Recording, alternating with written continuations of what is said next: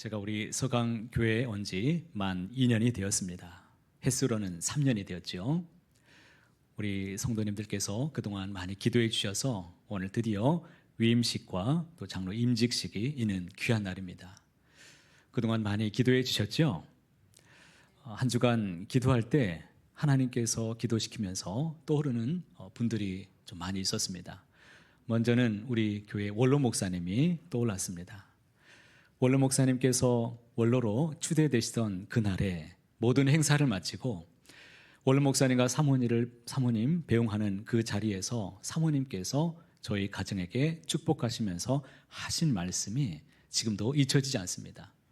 목사님도 우리처럼 주의 사명 잘 마치고 우리 길을 잘 떠나오라고 그렇게 하셨던 말씀이 지금도 기억이 납니다. 저는 웬만해서는 부러운 게 없습니다. 저보다 돈 많은 사람들 많이 만나보았습니다. 그러나 부럽지 않아요. 신방을 다녀도 더 좋은 집에서 사는 우리 성도님들 가정 많이 보았습니다. 그러나 부럽지 않습니다. 타워 팰리스에 직접 들어가서 거기서도 신방도 했지만 부러운 게 없어요. 대궐 같은 집 부럽지 않습니다. 지위 높은 것 부럽지 않아요. 왜요? 저에게는 우리 예수님의 권세, 주신 권세 더 좋은 게 있기 때문에 전혀 비교되지도 않고 부럽지도 않습니다. 그런데 그날은 많이 부러웠습니다. 많이 부러웠어요. 왜냐하면 제가 가야 될 사명을 터치했기 때문입니다. 제가 주님의 사명을 다 완주하고 난 그날에 주님께서 부르시던 또 그날이 되면 우리 주님 앞에 서는 그날, 하나님 저를 부르시던 그날을 잊지 않고 주님 주신 사명 따라서 열심히 살았습니다. 잘 살았습니다. 최선을 다하며 살았습니다. 이런 고백이 있기를 간절히 소망합니다. 저에게 맡겨주신 사명, 우리 교회, 우리 성도님들 한 분 한 분 더욱 사랑하고 주님의 마음으로 섬기며 살아가기를 소망합니다. 위에서 함께 동역해 주시고 기도해 주시면 감사하겠습니다. 이 한 주간 사명을 생각하면서 묵상할 때 떠오르는 또 인물 중에 사도 바울이 있었습니다. 사도 바울 하면 가슴이 정말 뭉클하죠. 선한 싸움을 싸우고 나의 달려갈 길을 마치고 믿음을 지켰다라고 고백했던 그 바울이 많이 떠오르고 보고 싶었습니다. 그리고 또 떠올랐던 더 깊이 생각난 인물이 있었는데 구약입니다. 구약에 나오는 사람인데요. 한번 맞춰보십시오. 이 사람은 하나님의 마음에 합했던 사람이라는 칭호를 받았던 사람입니다. 누구일까요? 다윗이죠. 오늘 말씀의 주인공입니다. 오늘 말씀에 보니까 다윗이 어딜 가든지 승승장구했다라는 말씀이 오늘 말씀에 등장합니다. 다윗은 어디로 가든지 승리했습니다. 계속된 승리로 인해서 주변 어느 나라도 감히 이스라엘을 넘보는 나라가 없을 정도였습니다. 그런데 다윗의 승리는 개인의 승리가 아니라 이스라엘 전체 나라의 승리입니다. 온 백성들의 승리입니다. 우리 교회에 우리 하나님이 주신 기쁨, 이 기쁨 또한 어느 개인의 기쁨과 희망이 아니라 우리 모두의 기쁨이요, 승리요, 잔치인 줄로 믿습니다. 그런데 여러분 생각해 보십시오. 과연 다윗의 승리의 원인이 과연 무엇이었을까요? 다윗이 지략이 뛰어났기 때문인가요? 그가 전법이 이렇게 병법이 뛰어나고 전략이 뛰어났기 때문에 늘 이기는 싸움을 했던 것일까요? 아니면 그가 운이 좋았기 때문에 승리한 것입니까? 그렇지 않습니다. 다윗의 능력과 전술 때문에 이긴 것이 아닙니다. 운이 좋았기 때문에 이긴 것이 아닙니다. 다윗의 승리의 이유는 다윗이 아니라 누구인가요? 하나님 때문입니다. 하나님께 있는 줄 믿습니다. 성경은 이렇게 말씀합니다. 다윗이 어디로 가든지 여호와께서 이기게 하시니라. 다윗이 어디로 가든지 여호와께서 이기게 하시니라. 여호와께서 이기게 하셨다라고 말씀하십니다. 하나님께서 다윗을 이기게 하신 것입니다. 그렇다면 하나님은 어떤 사람들에게 승리를 안겨주시는 것입니까? 하나님께서 다윗을 이기게 하실 수밖에 없었던 이유가 있습니다. 그것이 바로 오늘 말씀 4절 하반절에 있는데 4절 하반절에 이렇게 말씀하죠. 다윗이 그 외에 병거의 말은 다 발의 힘줄을 뭐했더라? 끊었더라 라고 말씀합니다. 무슨 말씀입니까? 다윗은 소바 왕과 싸우고 1700마리의 말과 병거를 빼앗았습니다. 그런데 다윗이 100마리의 말과 병거만 남겨두고 말의 힘줄을 어떻게 했습니까? 다 끊어버렸다는 것입니다.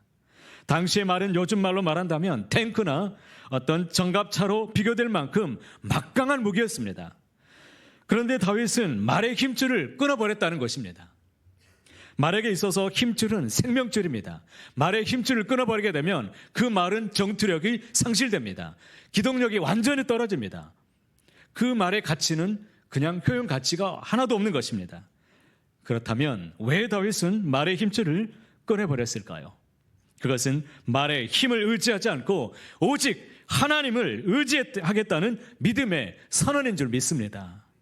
세상은 말에 힘줄이 있어야 승리할 수 있다, 유리할 수 있다고 말하지만 다윗은 오직 하나님만이 내게 승리를 안겨주실 수 있는 유일한 하나님, 전능하신 분, 그분으로 믿었다는 것입니다. 다윗은 언제 말의 힘줄을 끊었습니까? 전쟁이 다 끝난 후에 말의 힘줄을 끊었습니까? 그렇지 않습니다. 한창 전쟁 중에 있는데 말의 힘줄을 끊어버렸습니다.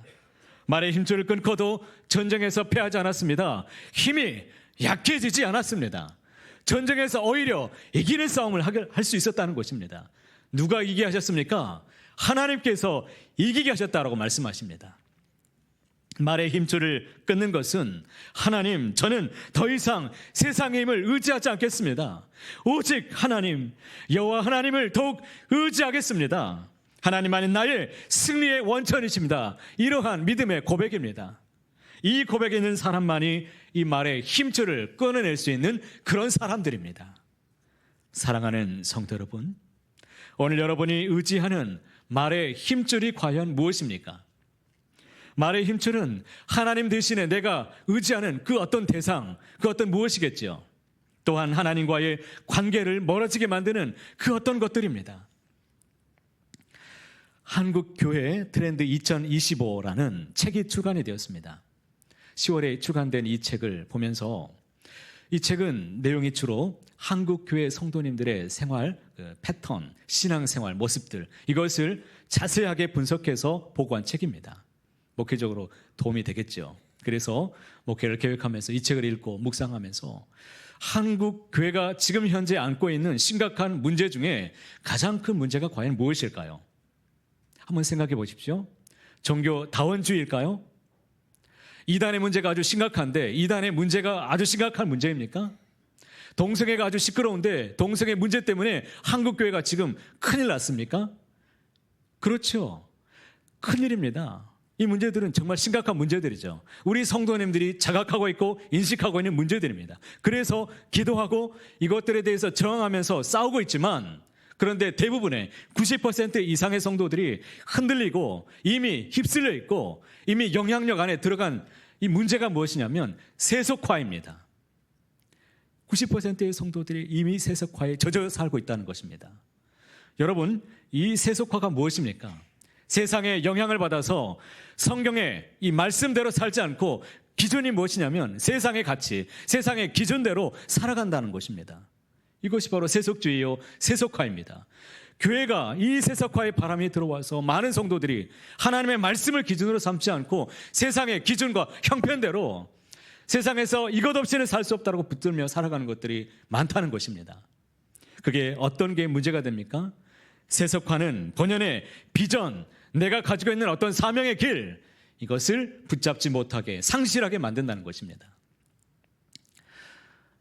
지금 현재 각 교회들마다 기도하면서 지금 청빙하고 있는 시즌인데 교육 전도사님들을 청빙하는 과정 중에 교회들이 굉장히 힘들어하는 문제가 한 가지 있습니다.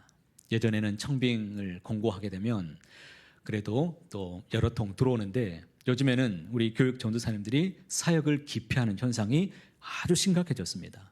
뿐만 아니라 사역을 골라도 이제는 골라서 갈 수 있으니까 사례비 명목을 보는데 예전에는 거기 항목에다가 교회 내규대로라고 그냥 그렇게 많이 기입을 해두는데 그렇게 쓰면 요즘 교육 전도사님들이 이력서를 내지 않는다는 거예요. 소위 그런 교회는 걸러야 된다라고 자칭 그렇게 말하는 것을 제가 듣고 깜짝 놀랐습니다. 아니 어째 이렇게 되었나? 그래서 우리 교육 전사님들에게 물어봤더니 아니 그래요? 우리 때는 그러지 않았는데요? 요즘 세대가 어떻게 되었는지 지금 많이 변했다는 겁니다. 심각하죠.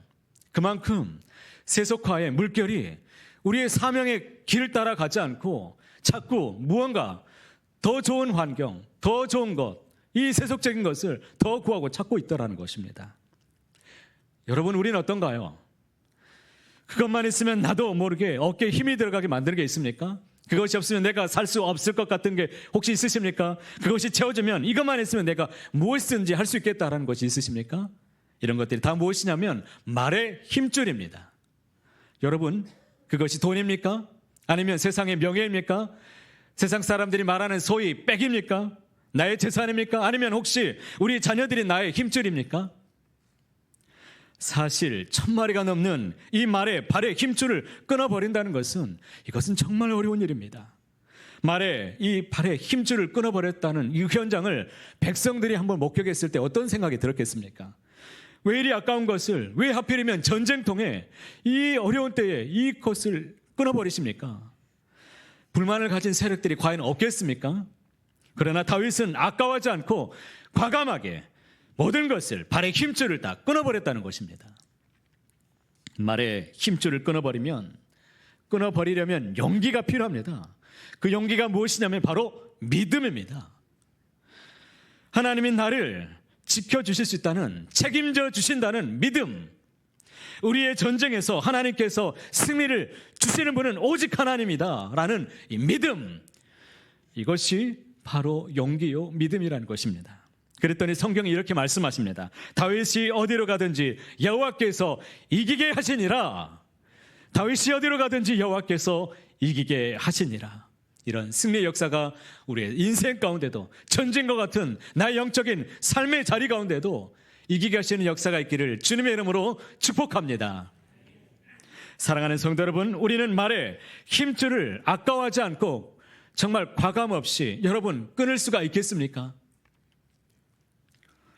20대 초반에 제가 가정의 형편이 갑자기 어려워진 일이 있었습니다. 그래서 우리 가족 온 식구들이 다 뿔뿔이 흩어져서 지내야 했던 때가 있었습니다. 저와 남동생은 둘이 함께 살게 되었지만 온 가족이 다 흩어졌고 여동생도 같이 함께 못 살았습니다.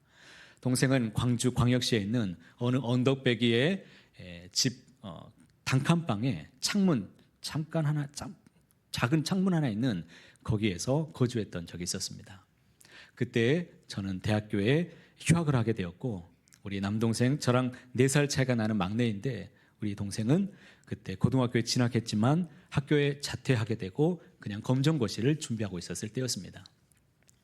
휴학은 했지만 동생을 돌봐줘야 될 그 아주 귀한 시간이었지만 함께 해줄 수가 없었습니다. 저는 선교 단체에서 그동안 훈련을 받고 있었고 제가 어떤 큰 직책을 맡고 있었기 때문에 그 사명을 완주해 내도록 하나님이 계속 용기를 주셔서 완주해 냈습니다. 그리고 동생을 의탁하고 1년 동안 떨어져 지내면서 그야말로 온 가족이 다 흩어진 겁니다. 그리고 제게 맡겨진 사명을 다 마치고 나서 이제 사역을 정리하고 동생을 이제 계속 돌봐줘야 되기 때문에 얼른 사역을 마치고 집에 오니까 동생이 쫄쫄 굶고 있습니다. 그래서 가지고 있었던 돈도 다 쓰게 되고 너무 배가 고프니까 어떤 사람이 일자리를 하나 소개시켜줬는데 아르바이트 자리, 전단지 배부하는 그 아르바이트를 소개시켜줬습니다. 광주의 충장로 쪽에 우체국 쪽에 가면 굉장히 번화가입니다. 거기 어느 미용실에 가서 당시에 1995년도에 최저 시급이 1,170원이었어요. 그런데 거기는 1,000원 준답니다. 그래서 둘이 일하면 1시간당 2,000원을 버니까 동생하고 같이 가서 아르바이트를 하게 됐습니다.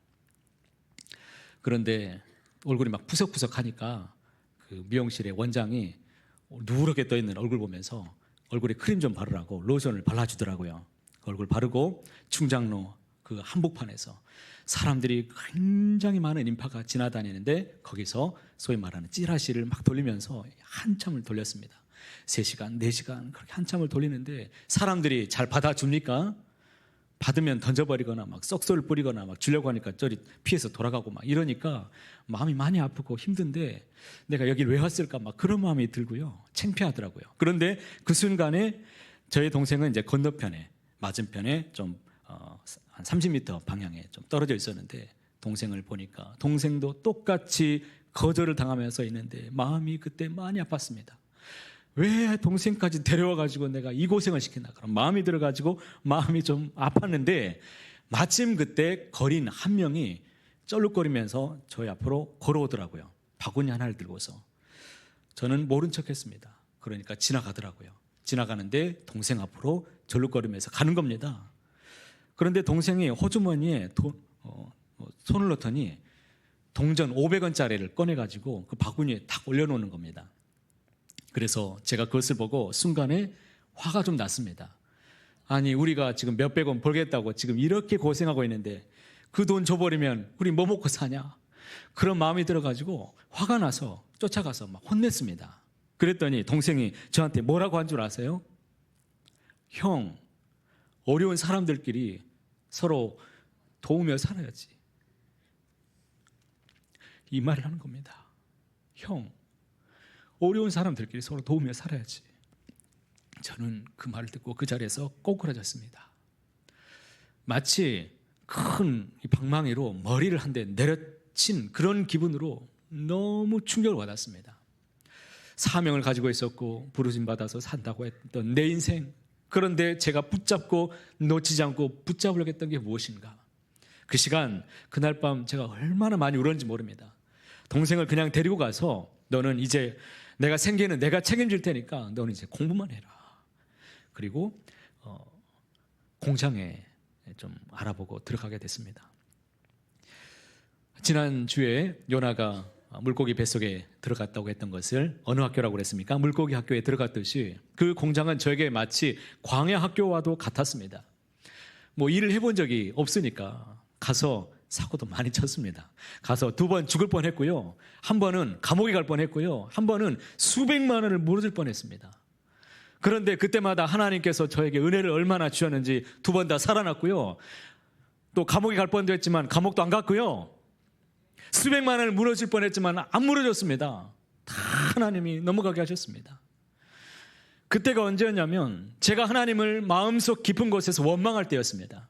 너무 힘들고 너무 배고프니까 하나님 왜 우리 가족을 이렇게 다 흩어버리지 않습니까?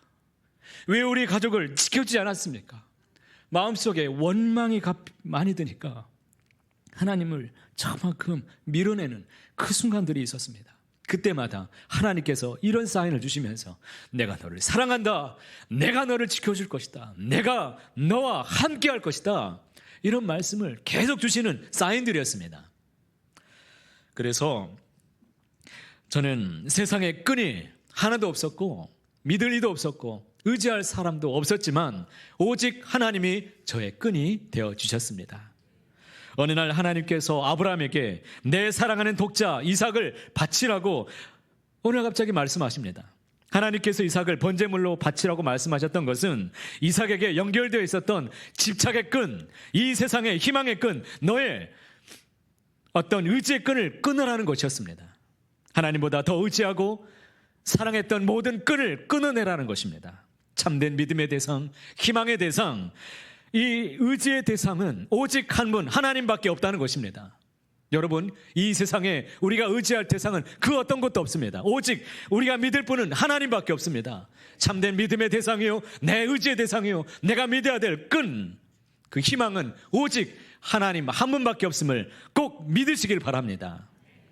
아브라함은 모리아 산에 올라갔습니다. 그리고 제단을 쌓고 그 위에 자기 아들을 결박시켜서 올려놓습니다. 하나님보다 더 사랑하는 것을 주님, 이 시간 내가 끊겠습니다. 아브라함이 이삭을 결박시키고 이제 칼로 내려치려고 하는 그 순간에 하나님께서 아브라함의 손을 붙잡았습니다. 너무나 유명한 말씀인데요. 창세기 22장 12절 말씀 같이 함께 읽어보겠습니다. 그 아이에게 내 손을 대지 말라. 그에게 아무 일도 하지 말라. 내가 내 아들 내 독자까지도 내게 아끼지 아니하였으니 내가 이제야 내가 하나님을 경외하는 줄을 아노라. 내가 이제야 내가 하나님을 경외하는 줄을 내가 이제 알겠노라. 내가 이제 알겠노라. 하나님이 마음 아파하시죠. 자신의 사랑하는 아들을 칼로 내려칠 수 있는 용기, 하나님보다 더 사랑하는 것을 끊어낼 수 있는 용기, 그것은 바로 믿음입니다. 그것이 바로 하나님을 경외하는 것입니다. 이런 모습 때문에 그래서 아브라함이 믿음의 조상이 될 수가 있었습니다. 여러분, 우리의 힘줄을 끊어내는 것, 내가 의지하는 것을 다 끊어낼 수 있다는 것은 이것은 정말 어려운 일입니다. 하나님을 힘줄로 살았던 다윗에게도 영적인 위기가 찾아왔습니다. 다윗이 가장 잘 나가고 있을 때 그가 인구조사를 하게 되었습니다. 다윗이 힘줄이 하나님에게서 이 세상으로 옮겨가는 순간이었습니다. 역대상 21장 1절 말씀에 이렇게 기록됩니다. 사탄이 일어나 이스라엘을 대적하고 다윗을 충동하여 이스라엘을 계수하게 하니라. 사탄이 다윗의 마음속에 충동질을 해서 이스라엘의 군사, 이스라엘의 백성들을 계수하게 만들었다는 것입니다. 그런데 이것은 단순한 인구조사가 아닙니다. 자신의 힘을 조사한 것입니다. 자신의 능력을 조사한 겁니다. 전쟁에 나아가서 우리 국력을 쌓을 수 있는 능력이 얼마나 되는지를, 하나님보다 더 으뜸인 것이 무엇인가를 그가 찾았다는 것입니다. 다윗은 이스라엘의 군대를 믿고 의지하는 믿음을 의지하고자 하는 마음으로 그렇게 세웠습니다. 숫자를 세는 순간에 다윗의 눈에는 하나님이 보이지 않고 나를 지켜줄 강성한 군대가 그의 눈앞에 활짝 보였습니다. 다윗이 누구입니까? 다윗은 그 수많은 전장을 누비면서 전쟁은 여호와께 속한 것입니다 라고 고백하면서 말에 발에 힘줄을 끊었던 그러한 사람이었습니다. 시편 20편 7절 말씀을 함께 고백해 보실까요? 어떤 사람은 병거, 어떤 사람은 말을 의지하나 우리는 여호와 우리 하나님의 이름을 자랑하리로다. 할렐루야. 우리는 우리 하나님 여호와 우리 하나님의 이름을 자랑하게 되시기를 바랍니다. 어떤 상황에 있어도, 어떤 순간에도 기죽지 말고 흔들리지 말고 용기 잃지 말고 담대하게 강하게 일어서서 우리 하나님의 이름을 높이 세우고 자랑하며 찬송하며 믿음으로만 살아가는 저와 여러분 모두가 되시기를 주님의 이름으로 축복합니다. 그런데 어느 순간 그가 지금 위태롭게 되었습니까? 그가 어느 순간 변질되었습니까? 그만한 순간 하나님을 의지하지 않았습니다. 여러분, 나의 힘줄을 끄는 것이 이렇게 어렵다는 것입니다.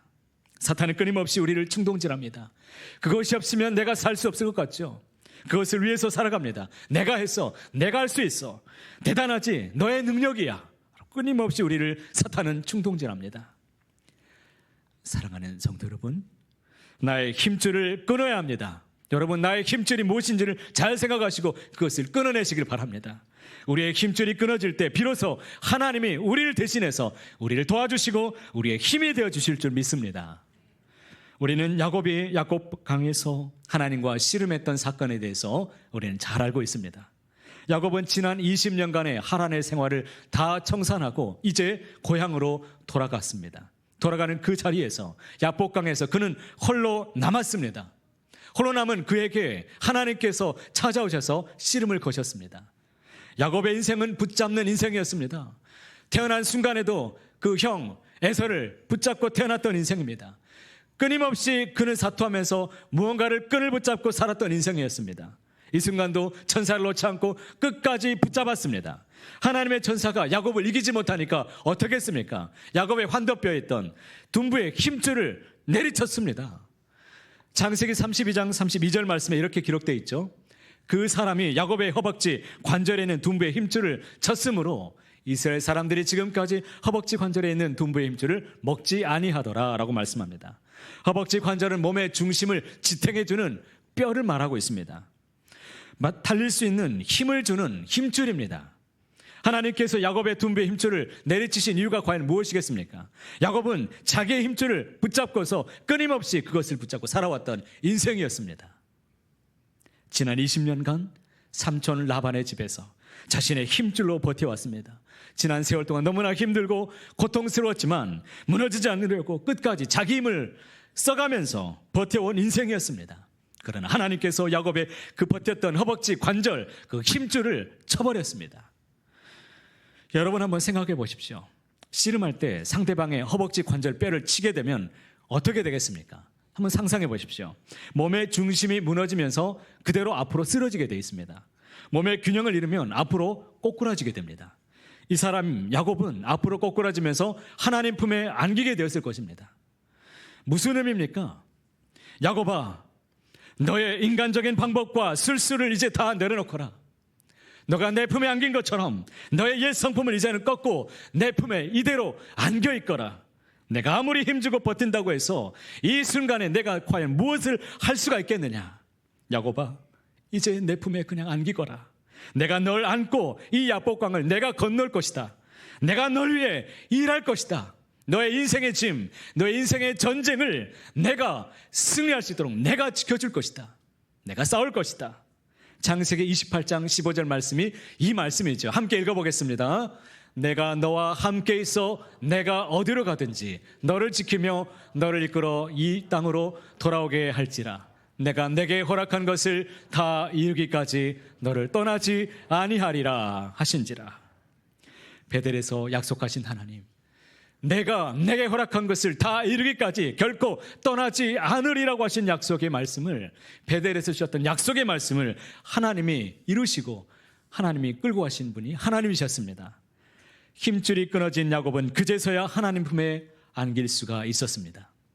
내 삶의 어두운 밤을 이제 끝낼 수 있는 유일한 방법이 무엇입니까? 그것은 오직 한 가지입니다. 하나님 품에 안기시길 바랍니다. 하나님 품에 꼭 안기시길 바랍니다. 사랑하는 성도 여러분, 나의 인생이 나의 기대처럼 잘 펼쳐지지 않아서 낙심 중에 있으십니까? 혹시 실망이 되십니까?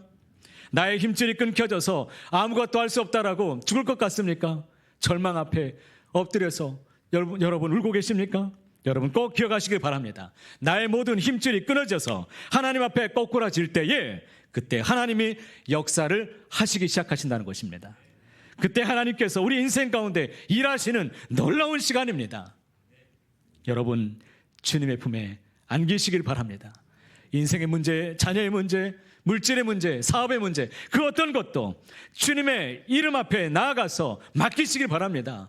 내 인생의 주관자이신 분, 내 인생의 전쟁터 같은 인생의 씨름 앞에서 하나님 앞에 안기시길 바랍니다. 앞이 보이지 않을 때 더욱 주님을 의지하시길 바랍니다.